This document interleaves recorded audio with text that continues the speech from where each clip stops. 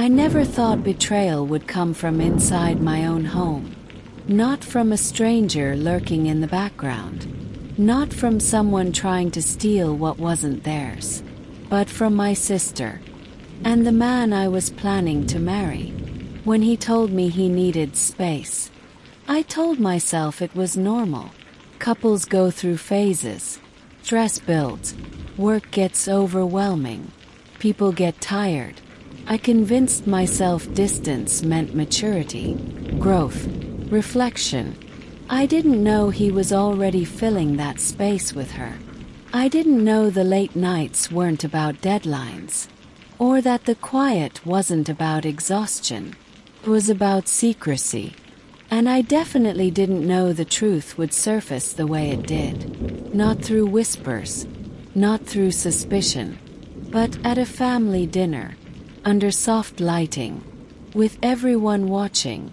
The moment I realized the two people I trusted most had been rewriting my life behind my back. My sister and I grew up inseparable. At least that's how it looked from the outside. We shared a bedroom until we were teenagers. We borrowed each other's clothes without asking. We stayed up late whispering about the future. Careers, weddings, the kind of love we wanted. She was louder, more confident, more magnetic. The type of person who walked into a room and owned it without trying. I was quieter, more cautious, the responsible one. The one who planned instead of leaped. But I never saw us as competitors. I saw us as different pieces of the same story. When I met Daniel, she was the first person I called. I remember pacing in the kitchen, smiling like an idiot, telling her every detail. He wasn't flashy. He didn't try too hard. He was steady, attentive, ambitious in a quiet way. He listened. Really listened. He remembered the smallest details about me. My coffee order. My fear of thunderstorms. The way I spiral into overthinking before big decisions. He made me feel chosen, not compared. Chosen. And when he proposed after 2 years, my sister cried harder than anyone else in the room. She hugged me tightly and whispered in my ear, "You deserve this." At the time it felt sincere. Now I replay that moment differently. Was she happy for me? Or studying what she wanted? The shift didn't happen overnight. It was subtle, almost polite. Daniel became distant, but not cold. Distracted. His body was present. His mind wasn't. He smiled at his phone more than he smiled at me. When I asked what was funny, he'd shrug. Just work stuff. Work suddenly required late nights, private calls, closed doors. He canceled plans with ease. Said he needed time to think, time to breathe, time to figure things out. Around the same time, my sister's tone changed. She started asking questions that felt layered. How are you two really doing? Are you sure he's ready for marriage? Do you think people ever settle without realizing it? Sounded like concern, protectiveness, but something underneath felt sharper, observant, calculated. Then one night, past midnight, her name lit up on his screen, bright against the darkness. He flipped the phone face down almost instantly. Too quickly. "It's nothing," he said. And I nodded, because questioning both of them at the same time felt impossible. It's easier to doubt yourself than the two people you love most. The comparison started gently. "You know, your sister is more spontaneous." It was said like a compliment to her, not an insult to me. "She doesn't overthink like you do. She's easier to talk to." First I laughed, told myself he was just making conversation. But repetition changes meaning. And slowly those comments stopped feeling harmless. Family dinners became unbearable. I'd catch them sharing glances across the table. Inside jokes that didn't include me. Moments that felt private in public. One afternoon, something inside me snapped. I drove to my sister's apartment unannounced. Her car wasn't there, but Daniel's was, parked neatly outside, like it belonged there. I sat in my car staring at it for 5 full minutes, convincing myself I was dramatic. Maybe he was helping her with something. Maybe it was coincidence. Maybe it was innocent. But deep down, I knew something had shifted. I didn't knock, because knocking would turn suspicion into confirmation. And confirmation changes everything. 3 weeks later, Daniel asked to talk. His voice was calm. Come. That controlled, measured tone people use when they've already made a decision. I think we want different things, he said. My stomach dropped instantly. What does that mean?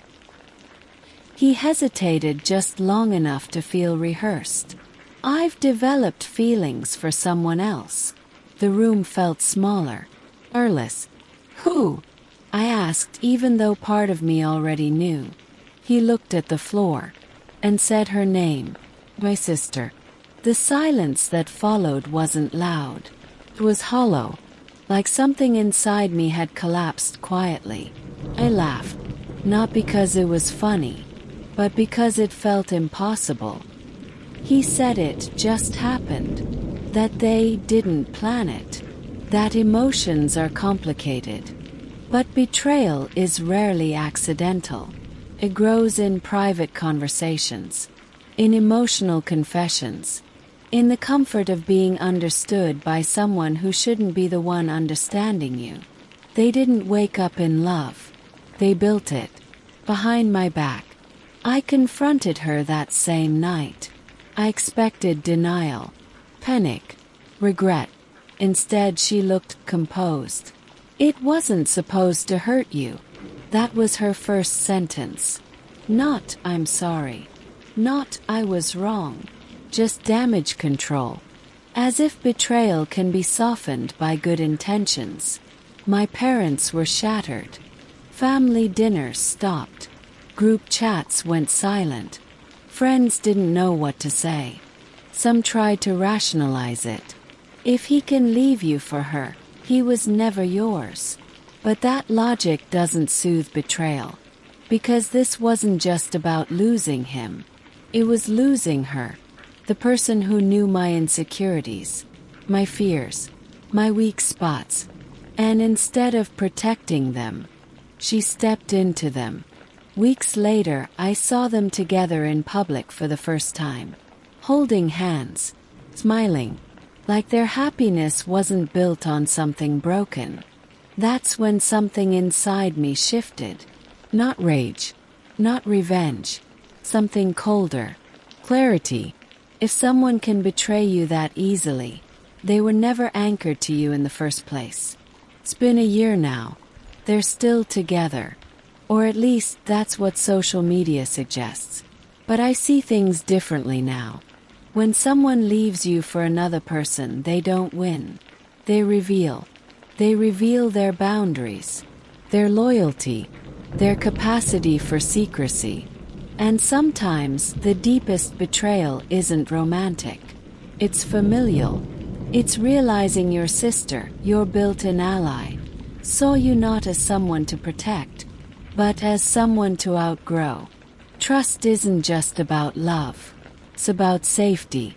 And once that safety cracks, it changes how you enter every room afterward.